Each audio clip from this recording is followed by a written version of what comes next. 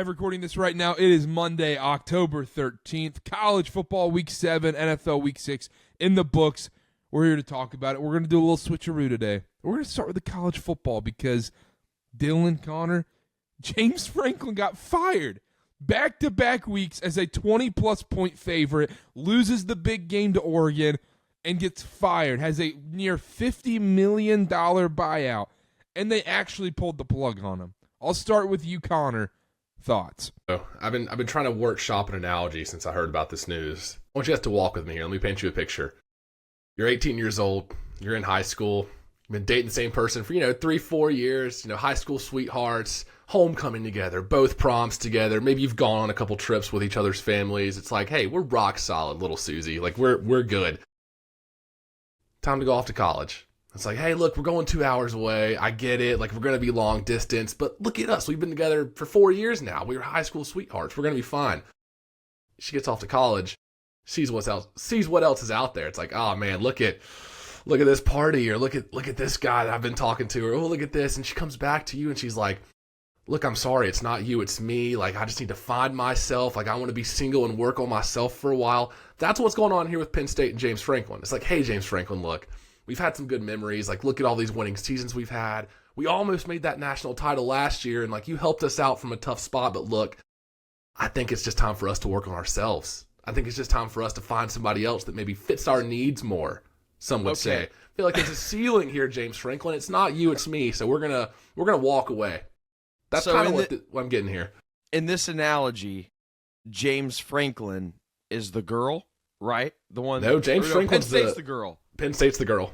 Yep. So I guess the problem is, as the man, you're assuming here the man is like an average man, when in reality, he's probably like a Ryan Gosling in this scenario. Really? James Franklin, Ryan Gosling. You just kind of let Ryan Gosling go for what? They're talking about Matt Rule. You're letting Ryan Gosling go for Kevin James? Maybe? Frat guy in the basement who wakes up at 2 p.m.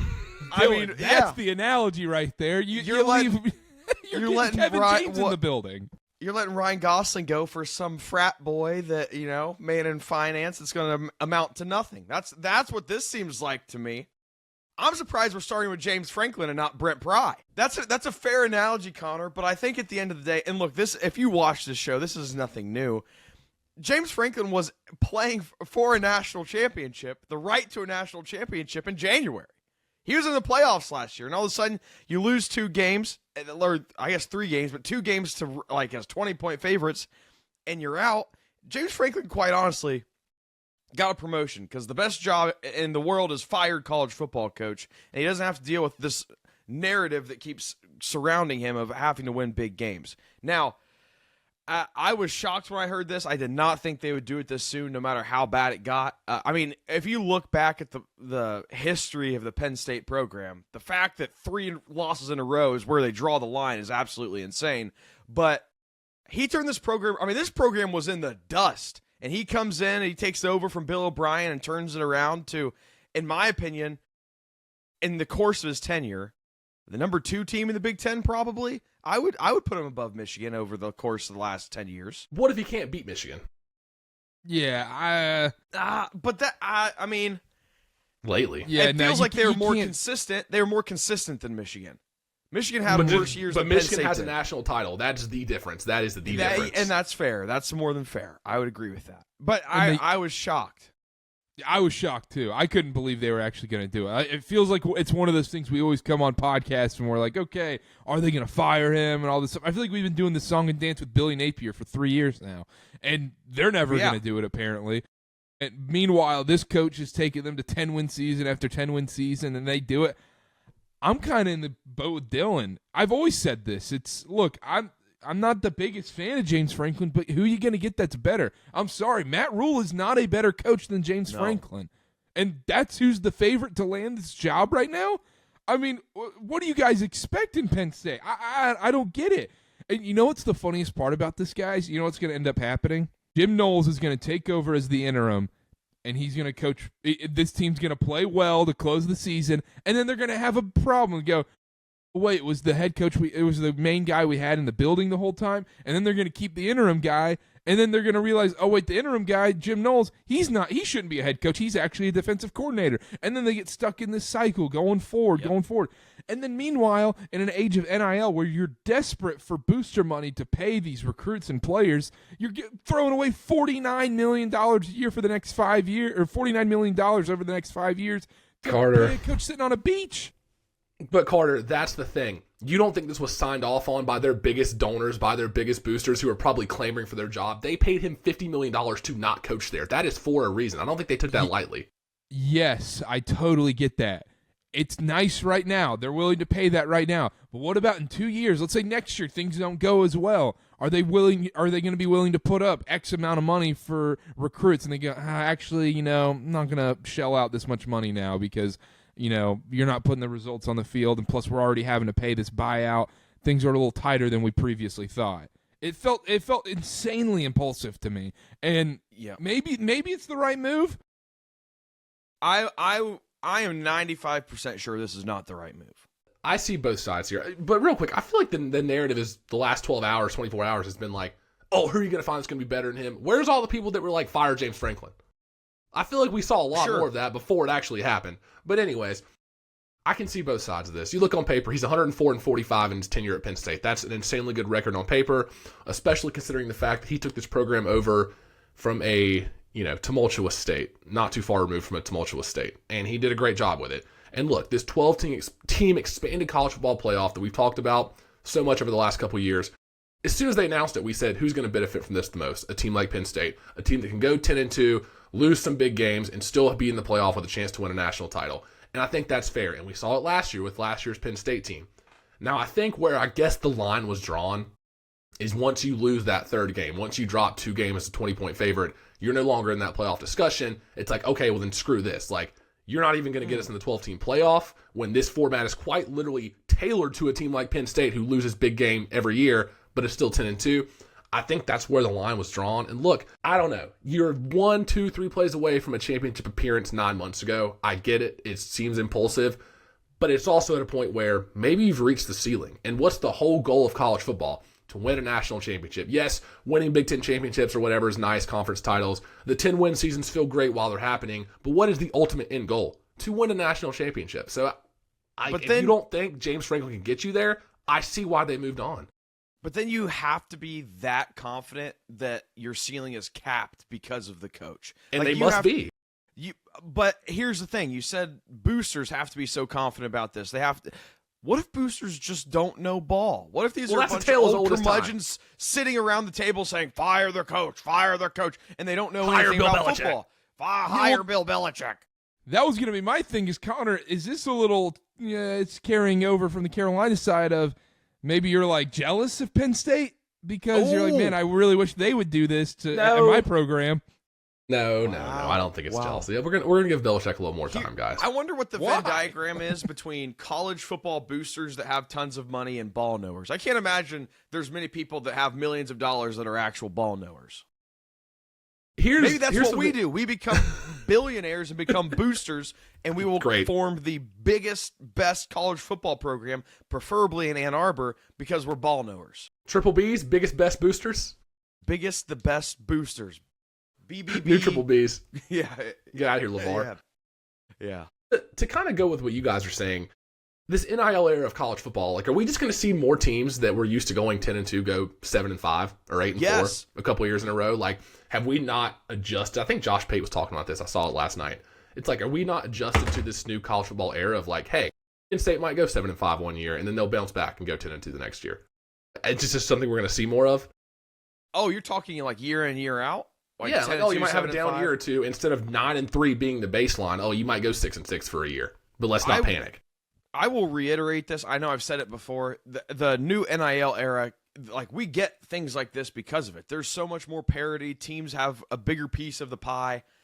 I think you're exactly right. I don't think what we're seeing is going to be as crazy. And we've kind of seen it already in just really 1 or 2 years, especially with the new playoff. Like, teams can be in the conversation that haven't normally been, and we're going to see higher highs, lower lows, and I guess the coaching is probably the difference there in maintaining, keeping water at level. So who should be the next head coach of Penn State, Dylan? Who should be? Who would be the best fit? Can I tell you something I don't think you're going to like at all? When our Duke Blue Devils make the college football playoff and win the ACC, I could see Manny Diaz having a little bit of a homecoming. I don't hate that pick. That's my, like, because everybody's saying Matt Rule. That's my kind of maybe contrarian pick for head coach for Penn State. I really don't know who in the pool right now you go get if you're Penn State that you're confident is going to be that much better than James Franklin. Your first call is Kurt Signetti, and it's probably a no. But I think that's your first call. Really? If you're Penn State. Oh yeah. Now it's probably a no. What he's building Indiana, like they're great this year. It's probably a no. But you have to kick. Indiana's already above Penn State. Indiana's the second best team in this conference. They're a national title contender off the bat. Like you don't need to leave.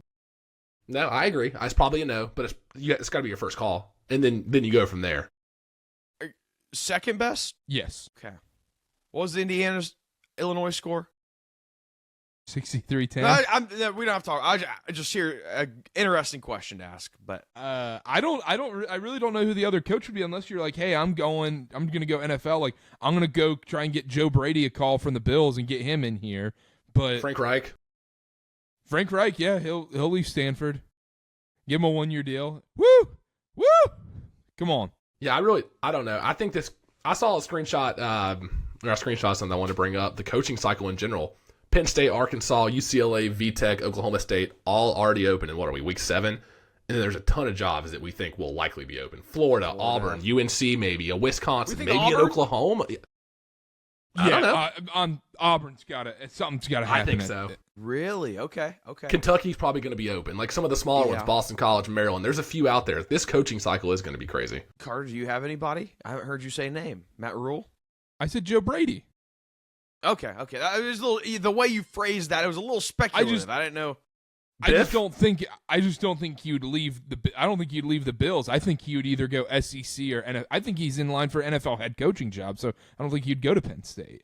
I got a name for you, Kenny Dillingham. I don't hate that. I'm just throwing it out there. That would be interesting. I actually like. I'd really get this. It'd be fun to hate Penn State. Do we think that James Franklin is done coaching? Is he going to take the Ed O route and just go retire on a beach, or is he going to try and go somewhere else? No. He'll console. He'll be there, this, that, the other. And then there's going to be a school that gets a ton of money thrown in, and they're going to be like, you know what? We're going to get James Franklin in our doors. James Franklin, Virginia Tech. Who says that? Yeah. Talk to me, Carter. Talk to me. Oh, yeah. Virginia Tech's approving $300 million for athletics? This is crazy. Yeah. I need him in Ann Arbor. Bad. Yeah. That. Should we just get into the football this week? Wait, we got to put a bow on the James Franklin thing. I got a couple numbers. 4-21 versus top 10 teams at Penn State.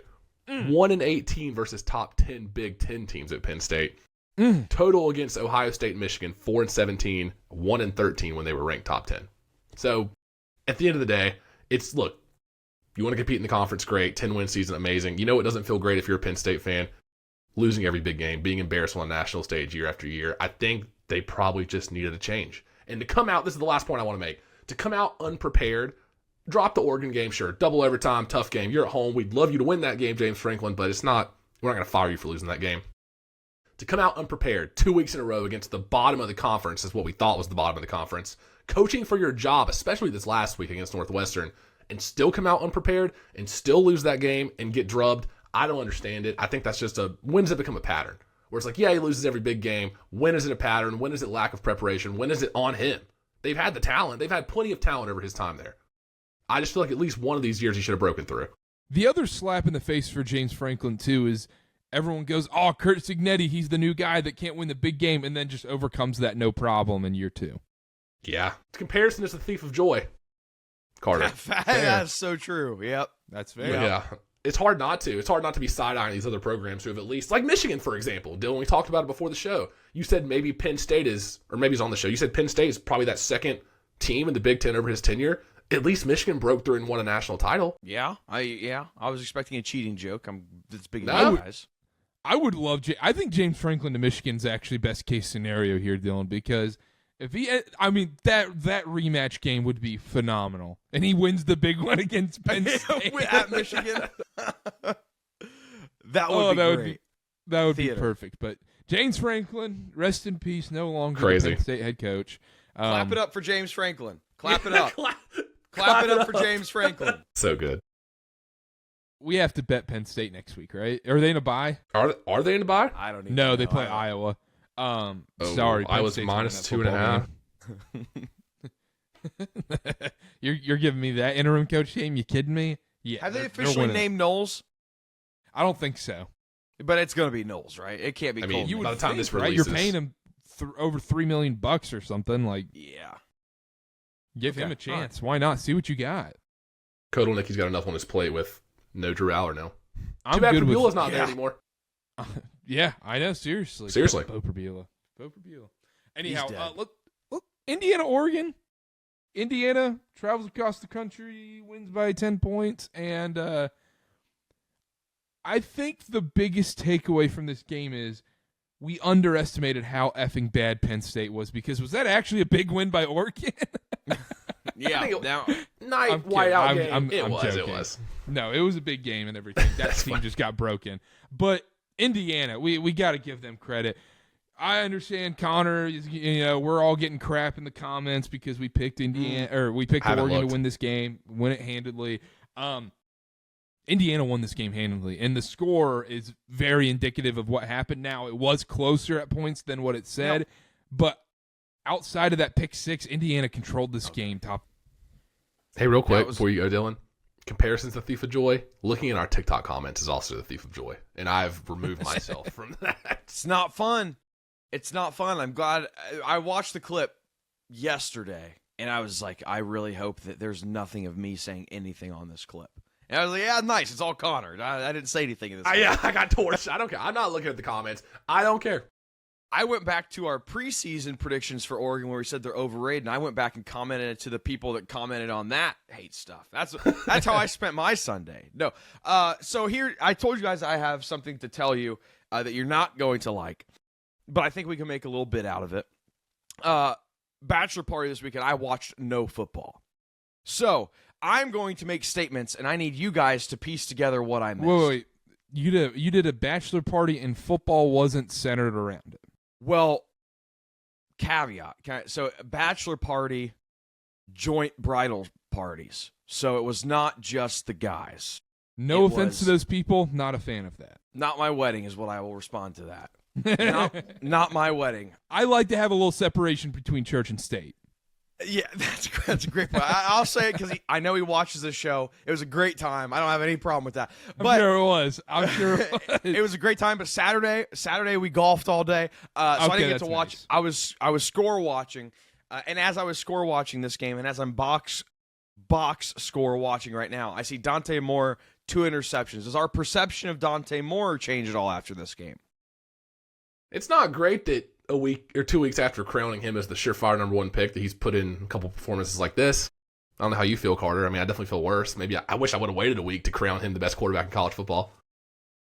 Oh, yeah, 100%. I feel terrible about it. I'm just not going to have a definitive statement on any quarterback in this country now, other than they stink. If a quarterback, if I think a quarterback stinks, I'll say they stink. I'm not going to say a quarterback's good anymore because he was terrified in this game. I had no confidence when they got the ball back when it was time to go down the field, march down the field, and tie the game up 27-all. I had no confidence, and then he throws that horrific pick into double coverage. Indiana read him perfectly. My thing is, I think this is more about Indiana, man. The fact that after the Mendoza pick six, it's a tied ball game, and then Indiana just goes down the field with a huge drive on the road when all the momentum swings against you and you still go down, march down the field, and score a touchdown in that spot. That told me everything I needed to know. Indiana's legit. Indiana's a national title contender. Indiana is the real deal. I cannot wait for Indiana, Ohio State. That's not going to I happen need to- until Big Ten title game, right? They don't play each other.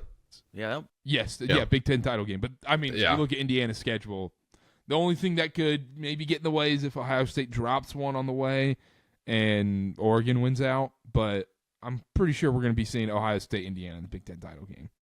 I think so Indiana snapped an 18-game winning streak at Alston Stadium for Oregon. I think you're right, Carter.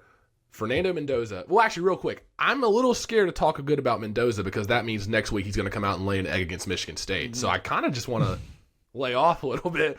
Let's just give Kurt Signetti the credit right now. Yeah. Well, look, I was impressed. Throws that pick six, like you said, comes back next drive, 6 minutes left, game-winning touchdown drive. Wasn't rattled on the road like that. I was very impressed. Seriously, I was very impressed. Elijah Surratt, Omar Cooper, like those are legitimate weapons. I think this Indiana team is better than what they were last year. I really do. Last year they were kind of a paper tiger. Hey, look at who they played. This year they've really shown up, and this was the litmus test where I was like, all right, if they're for real, if they want to be counted in as a national title contender and really be viewed in that 1A stage, win this game. And I didn't think they could do it, and hand up, dead wrong. They were the better team. The score does not lie. They were the better team on Saturday. Dante Moore, sacked 6 times, 2 picks. Just wasn't great for him. I expected more. Is Indiana top 3 team in the country now? In your eyes? I gotta think. You're putting Miami up there. Yep. Miami, yes. Ohio State. For now, yes. I would they have say, to be. They have to be. And then who's third? Are you? Let's be real. We can have this conversation now. You could make a serious case to put Indiana above Ohio State. You make a serious case for that. I don't think that's crazy. I think that's fine. So, okay. In the meantime, I mean, if we're saying who should be ranked top 3 or who is the better team, because I still love Alabama. Honestly, I was going to say it, Connor. I was going to say it. You take away that first game, Ty Simpson, Heisman favorite now. He has looked amazing. Alabama's looked great. They're going to have their chances, but even Texas A&M we could kind of make a case for. I saw somebody say Mike Elko to Penn State. Let's give me a break. No, he's got everything he needs. Hey, LeBron, we're good. Yeah. Connor, could you make an argument for Texas Tech in that top 3?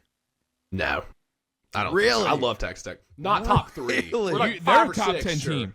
They're a top 10 team, no question. Sure. But I'm not gonna put them above Ohio State. I'm not gonna put them above Indiana right now. Really? No. I love Texas Tech. Guns up. Did you guys see any of that game, by the way? I know, Dylan, you weren't watching football much. Will Hammond came in again, right? Will Hammond might be the fastest quarterback I've ever seen. That dude is he is white lightning out there. My gosh. This guy, it was on like a quad box. So I was like half paying attention. The game was over at this point. I just see a dude flying on my screen. I was like, oh, is it like a receiver or something? And it says touchdown Will Hammond. I'm like, are you kidding me? Dude is lightning. I need Will Hammond on my team. We joke they're going to have to pay him a bag next year to stay. Yeah, and they're going to give him a bag. Open the checkbook. Yeah, which they probably will. That is not going to be a problem in Lubbock. But quickly, Indiana, Oregon, great win for Indiana. I am concerned about Oregon though because maybe Penn State just wasn't that good of a team. I know that's going to be the narrative coming out about this game after this. Oregon's next big game is USC. USC at Iowa will be tough. At Iowa, but probably USC. At Washington's not going to be easy because that's a rivalry game and everything. But this is the problem we had last year. They don't play each other. Oregon doesn't play Ohio State this year. Oregon doesn't play Indiana. You look at Indiana's schedule. I would be stunned if Indiana doesn't finish at least 11-1. Michigan State, UCLA, Maryland, Penn State without Drew Aller, without James Franklin, Wisconsin, Purdue. If they drop more than one of those, I'll be stunned. Yeah, I think that's fair. I don't even know which one. I mean, it would have to be super fluky. What if they all three? What if Ohio State, Indiana, Oregon all finish 11-1? I think that's very plausible. And then it would just be Indiana, Ohio State, right? I guess so. I just wouldn't be shocked. Indiana if they all has that finish with tiebreaker over Oregon. No, I don't know how that would work. I think that's very possible since they don't play each other. Yeah. Anyhow, let's move on. Alabama, Mizzou. Big win, big road win for Alabama on this. And Bo Prabula pissed me off in this game because I did pick Missouri. They should have won this game. Yeah, that's tough. That's tough for any of the Bo Prabula truthers out there. 2 interceptions is not great, especially when it mattered. They were bad. They were really bad. Yeah. Throwing into double coverage and underthrown balls. Ugh, very bad. But we got to give Ty Simpson his flowers, man. This guy is every sense of the word a gamer. He is. I'm going to jinx him. He might be the best quarterback in the country. No. No, why? Yeah, 2 was dirty. Bryce Young, what are you smoking? Get out of here. Okay, all right. Bryce, Connor, yeah, there you go. Connor, flowers to us. We never gave up. Weaker men would have seen that first loss week 1 to Florida State and said, you know what, this Alabama team's trash. They're poo-poo. They're dog water. We stuck by our side. And honestly, I think this is probably I've been high on Missouri, been high on Alabama. This is probably, as much as I hated it, at the end I kind of found myself rooting for Missouri. But I think this is best case scenario. They both have one loss. Moving forward, take care of your respective schedules. I would love rematch in the SEC championship. That'd be great. That's possible, right? Yeah, it depends what Georgia does. Texas A&M too. They're A&M, undefeated. yeah. There's a lot. Even LSU at this point. Well, they'll drop another one, but yeah, a great game from the box score that I watched, from the score watching that I saw. No. Looked like a great game. Wish I could have watched. I thought Ty Simpson made some great throws. That one on the sideline Heisman favorite was now. nasty. The sideline throw was insane. And even that first touchdown, I think it was the first touchdown or maybe the second one to Horton, it was just right in stride, right on the money, right on the face mask, just perfect stuff. He was playing an unbelievable game. I've got some positive Alabama propaganda to throw at you guys. With 3 passing touchdowns on Saturday, Ty Simpson is one of only 4 quarterbacks in the country to have multiple passing touchdowns in each game. Check. Nice. Anthony Calandria. Gio Lopez now. Alabama produced its 3rd consecutive victory over a top 25 opponent in the last 3 weeks, becoming only the 5th SEC team in league history to do that in a 3-week span. Check. And then they snapped a Missouri 15-game home win streak. That was their first loss at home since October of 2023 for Missouri. How about that? Crazy. Shout out Alabama. One quick takeaway I have from this game, and I said this in the preview, Ahmad Hardy, 52 yards on the ground, held him in check. Yeah, held him in check. This was his That was the number one chance thing. This was his chance to actually enter the Heisman campaign and, okay, yeah, you're the leading rusher in the country. You might be the best running back in the country. Come out here and drop 100-plus on Alabama and take over. And Alabama held him down. So good job by Alabama. I think they're clearly the best team in the SEC. I think so, too. I said that last week, too, Dylan. Well, I agree with that, but the fact that Carter's saying it. I've said it multiple times. Yeah, but at the beginning of the year, ye of little faith on Alabama. I know, and then I saw it, and I said, well, I was certainly wrong. I'm more than happy to go back on my preseason predictions because, heck, I had some terrible ones. Clemson winning the ACC, Penn State winning the Big Ten. Yeah, come on. Well, welcome to the club then. Now, real quick, I want to touch on this because coming into the game, I was very I said, hey, Castellanos had success on the ground. Bo Pribula, 5.5 yards per carry, a rushing touchdown. That might be something to look out for as Alabama's weakness is rushing quarterbacks because Pribula was still able to get it done on the ground. Looking at Alabama's schedule, maybe that's a lot of let's sell out and stop Ahmad Hardy, bite on every play action fake, and then Pribula burns 50 yards, so be it. What would be the excuse for week 1? I don't have one. See, there we go. So I'm looking at Lenore Sellers, South Carolina. Mateer against Oklahoma. It's probably the 2 they have left. So if they can get through that, Tennessee, I think they're going to handle Tennessee. I hate to say it. Auburn, Arnold get it down on the ground. Arnold, yeah, that's all he can do. He can't get it down in the air. That's all he does. Maybe they'll have trouble with that one too. I would keep an eye out on those games for Alabama. That might be their one weakness, but love this Alabama team. Love it. I love it. Moving on, Texas gets a big win over Oklahoma. John Mateer, last second, says he's going to play, throws 3 interceptions. Sark had him in a blender in this game. Arch didn't really have to do too much. Texas defense wins this game. I don't think I learned anything from either of these teams. I never truly believed in Oklahoma, and Texas, I still think there's a very low ceiling on their season. How much water does this hold for you guys, though? Mateer was clearly not ready to come back. And, I get it. You want to play in the Red River. I understand wanting to play in this game for your team. He wasn't ready. So, is this an indictment on how Oklahoma looks for the rest of the year? Or is this hey, Mateer needed 2 more weeks before he comes back? I would say more the latter. Yeah, there's 3 picks. He was sacked 5 times. Clearly, he should have waited a couple weeks. My issue is, have you looked at their remaining schedule? They're not making the playoff. It's at South Carolina, home Ole Miss, at Tennessee, at Alabama, home Mizzou, and home LSU. There's a real chance they finish 8-4. Oh, That's brutal. Terrible That is schedule to very close the brutal. season, especially if Mateer's not 100%. Let's say he re-injured, what he's got going on. It could be bad, but shout out Texas. Texas money line hit for the parlay. Yes. Shout out BYU hitting for the parlay. And I can't remember the guy's name. Number 11 on Oregon. I hate you because you burned the parlay. Couldn't catch You that. can just say Dante Moore burned it too, because I thought they'd scored more than 20 effing points. That's true. There was someone on this show who said BYU was going to lose. Clearly, that wasn't the Church Ball Hoops host, right? They should have. Yeah. We got maybe a little lucky, but hey, I'm not complaining. 6-0, we're a bowl team, baby.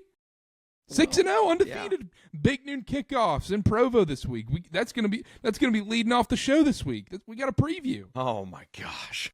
What do you mean? We got a ranked matchup, Holy War. Oh brother. Oh brother. Speaking of that, Utah wins 42-10 or whatever that score was. Once again, I took Utah with the spread before the game, and even when the spread moved and Jeff Sims got announced, I took it again because one thing always stays true. Because there's a few quarterbacks in life where you get another chance to bet against them. And I cannot believe Arizona State gives us a chance to bet against, or we get to bet against Jeff Sims in our lives, guys. We only get so many of these chances in our lives. And if Jeff Sims is playing next week, we do it again. And we do it again, and we do it again. It is an infinite money glitch. Emory Jones, when he was at Arizona State, was a great example, too. Just easy money, once again. And I didn't take anything away from this game. I don't think Arizona's as bad as what this score said because it's unfair without their quarterback. But I don't know if Utah's also that good because you got to play against effing Jeff Sims, 9th-year junior, whatever he effing is. So, did you watch this game? No. If I ask was you a watching question, BYU Arizona. I am very curious about the 7 for 12, 104-yard passing stat line from Devin Dampier. Was it just they went up quick? Because I see 3 rushing touchdowns. He didn't need to pass the ball, and they just ran it the whole time. Must have. 7 for 12 is it very interesting. But I was busy watching BYU go 6-0, Dylan. No, you don't get to celebrate that. You said they were going to lose. About? No. No. No. I'm leading your cult now. I'm leading your cult. Hey, don't say that. No longer you. Don't say that. Also, that's not a religious statement. That's the BYU sports fan base statement. We all love the same J-Man. We all love the same J-Man. Also, Dylan, I remember a person saying, "Oh no, Michigan's not going to win. Ohio State's going to win this game." And then Michigan goes out and beats Ohio State, and someone's been celebrating that for the last 9-10 months. So therefore, get the crown. Kind of sucks. Well, here's the problem. You say something mean about Michigan, I'm not clamoring to cut it from the final cut. That's the difference. If I was sitting here saying you can't say anything mean about Michigan. If I said Michigan was Epstein's Island, you would be, yeah. Actions speak louder than words. Actions speak louder than words? There's no actions on Michigan's side that would lead you to believe there's any connection to Epstein. Oh, come on now. What nothing, are we doing? Nothing shady coming out of Ann Arbor, huh? We may or may not have stolen signs, and all of a sudden we're diddling little kids, huh? That's the Penn State segment is over. We're moving on to the Penn State segment. Now you're going to get us demonetized, Dylan. I think diddling passes the filter, right? I hope so, because I'm not going to cut it out. Speaking of Michigan, what happened? You guys can't travel across? If you want James Franklin in your program, you're sure as heck not going to play well in L.A. with him. Well, here's the deal. I was very upfront and honest about this. I did not think Michigan was going to win. So inside bachelor party, we stayed at the Buckeye House in the middle of Columbus. I wore Michigan stuff the whole time. Ohio State fans everywhere. Everybody took Michigan. All the Ohio State fans took Michigan. Michigan's going to win, never a doubt. Michigan. I blame them for this loss because I told them, I said, don't do it. Like, I know exactly what you're doing. Don't do it. I blame the people at the bachelor party, Connor and Seth specifically, and Connor and Seth. Yep, if you're listening, you know who you are. Yeah, really bad. I expected it. I think if we would have went over there and won, and Bryce Underwood looked good, there was a lot of positive takeaway from this game. I think we're a year away. Offensive line's horrible. When Jordan Marshall's our leading rusher, coach is horrible. That's a problem. I'm out on Sharon Moore. Still have not. It feels like you're not unleashing Bryce Underwood. We're 6 games through the year. Still feels like you're not letting Bryce play to his full potential. That's a problem. Not Michigan's year. It's week 12 now. That's kind of what the season is. It's week 12. I'd be nervous about Washington next week because But Damon Williams kind of lit up Rutgers on Friday. If we But it is lose, Rutgers. I don't care. Like, that's kind of like, if we lose to Washington, like, we're not going to make the playoff. So, Even if we beat Ohio State, I think it's very unlikely. So, because I think best case scenario is you have Biff Poggi being an interim coach for the Ohio State game. I would They're be not. shocked. There's no way. Yeah. I would be shocked if Moore gets fired. I think best case scenario, you're right, Carter, but I think that is so far If things impossible. continue to go south, though, I mean, like, let's say they lose a 3-game stretch of Washington or USC, Washington, Michigan State, which I don't Michigan think is State- a crazy that- statement. Michigan State would be a problem losing to them. I would agree. And I don't think it's a crazy statement if they lost all 3 of those games. Sherrod Moore's out. He's not coaching the rest of the year. No, I think you at least I don't give even- him a year. I feel like he's one of those coaches that doesn't even have a buyout. They're just like, yeah, we have a clause in here. It's like, we knew you weren't the guy. We can get rid of you whenever we want. Sign this NDA right here. You won't speak out against Harbaugh, and then see you. Send you back. Yeah, Maybe at the end of the year, like you have Bryce for one more year guaranteed. Like, we need to do something with this, but I would be shocked if it was before the year ended. I agree with that.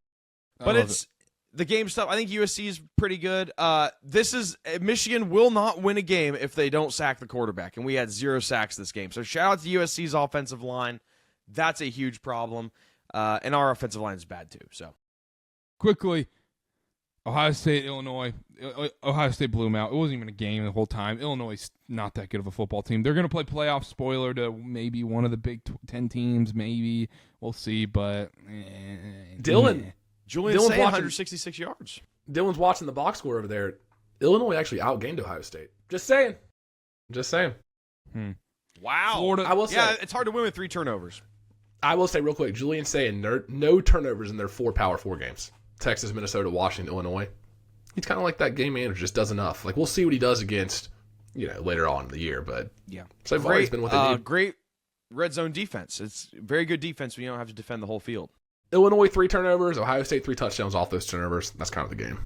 Yep. Florida, A&M handled this one, no problem. Early on, you're like, oh, wait, is Florida kind of in this thing? And then DJ Lagway and Florida they are who they are. I took the under. What was I thinking? What was the total? 44 or something? You Ugh. knew this defense wasn't that good. Well, you came on the show last week and you said the Texas A&M defense is actually pretty good, so I'm slapping you on the wrist too. That's fine. You can give me a slap on the wrist there. Texas Tech, they dominated Kansas. We briefly talked about that one. Texas Tech is very good. Very curious to see them play another Big 12 top dog again. Georgia, Auburn. I called this perfectly. I said, I'm going to bet Auburn just because the line's fishy. And Georgia Auburn has a deal.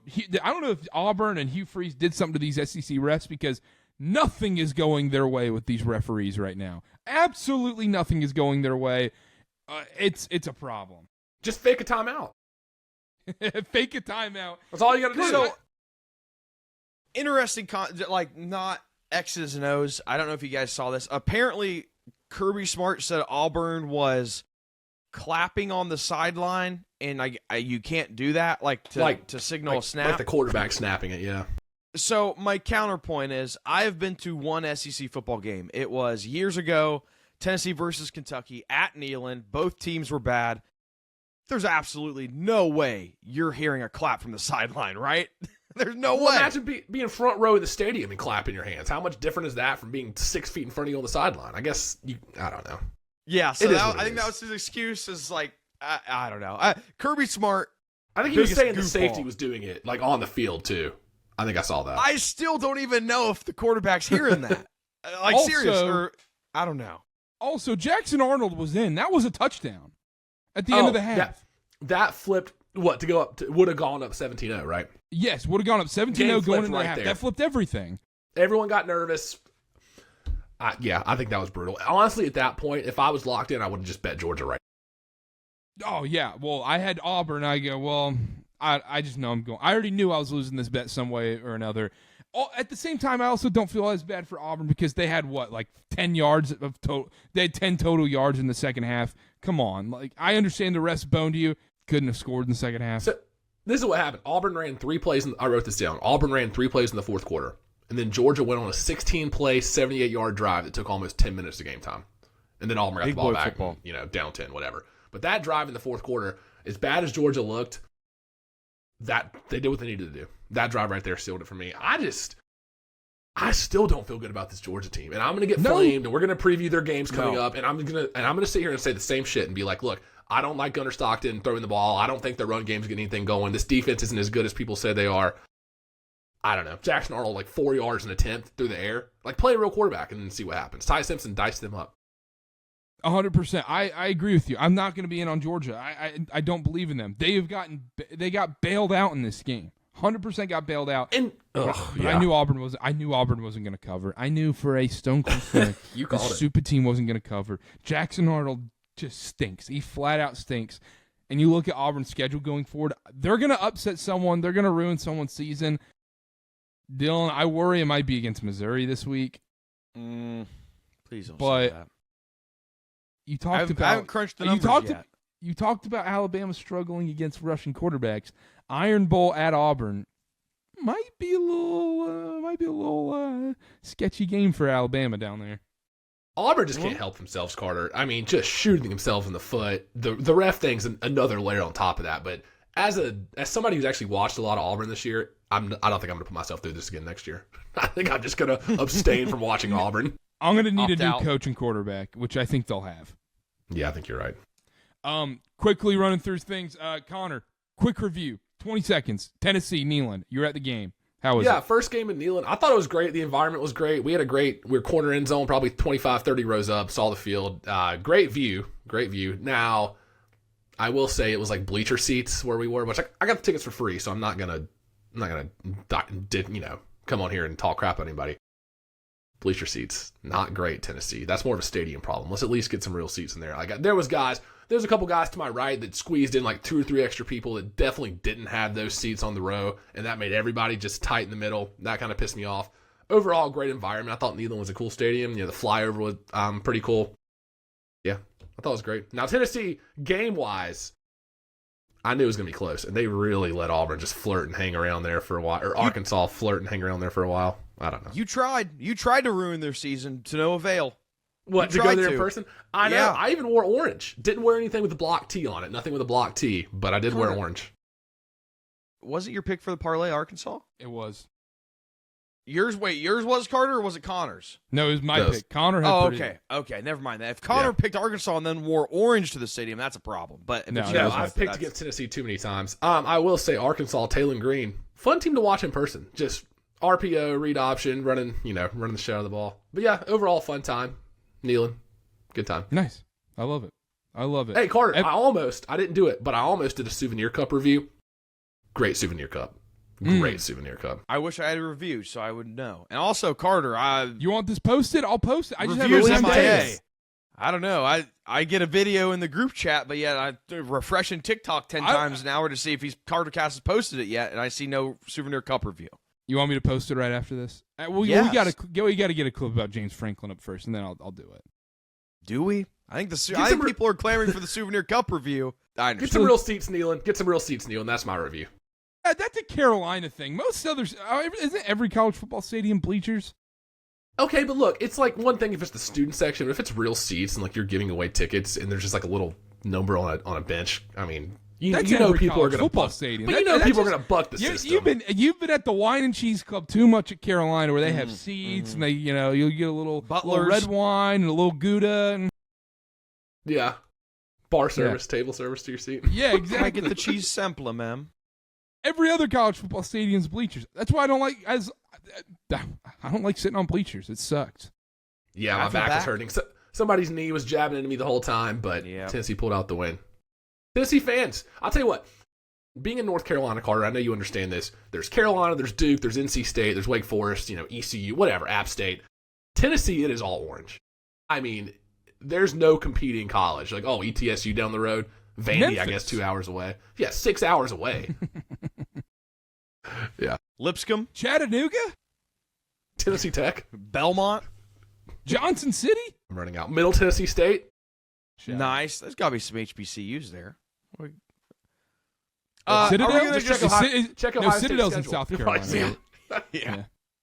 Are we just going to let Karter roll scot-free for saying North Texas is going to beat South Florida and then losing by 30? Well, that was brutal. I took him too. 99 total points. I actually did hate the pick at the time. I liked it. They just crapped down their leg and Took the under. If that makes you feel any better. They scored 100 points. I'm not gonna lie, Dylan. It actually kind of does make me feel better. But all right, anything else in college football before we go? Florida State loses, they're bad. They're done. Yeah, they're not good. They're not good. They were. Yeah, week 1 was pretty lucky for them. Northwestern over 3.5 wins. Who would have thought? Bang. Us, baby. Us. What a way. Actually, no, me. Yeah, you guys were all haters. Me. Hey, I need Purdue to win one more game. I don't think we get it. You get it somewhere. You'll Somewhere. I'm being pessimistic, but Ole Miss barely squeaking by Wazoo. Yeah, that's a problem. Yeah, that kind of scared me. Probably just a look-ahead spot to Georgia, but still.